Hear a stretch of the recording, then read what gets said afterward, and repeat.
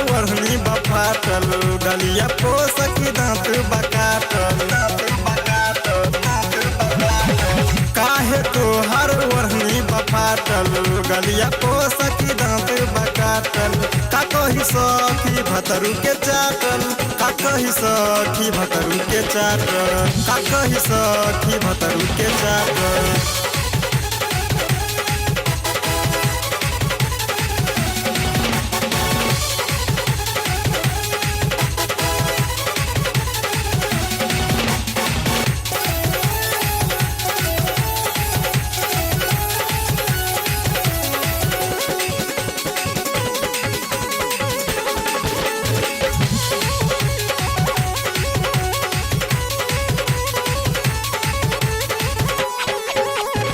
हमरा के सखी हो दना बताई कैसा न रहल सखी प्यार के लड़ाई।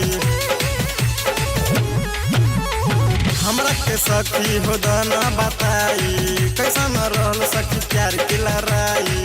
काहे तोहर होठवा बचाटल काहे तोहर होठवा बकाटल का कही सखी भतरू के चाटल का कही सखी भतरू के चाटल का कही सखी भतरू के चाटल।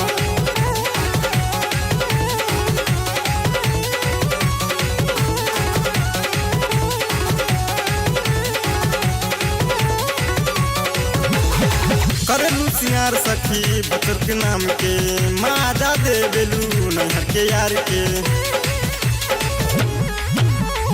करेलू सियार सखी बतर के नाम के माजा दे बेलू नैहर के यार के।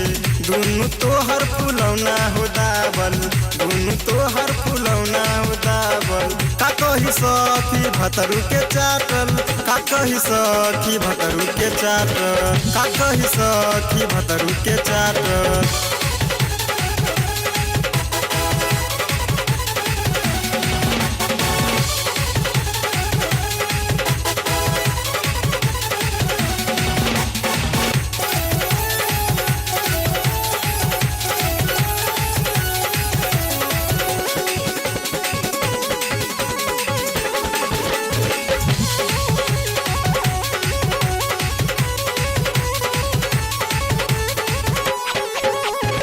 जानतर सखी हो तोहरो झमेला साहेब रबिन संगे खेललू खेला।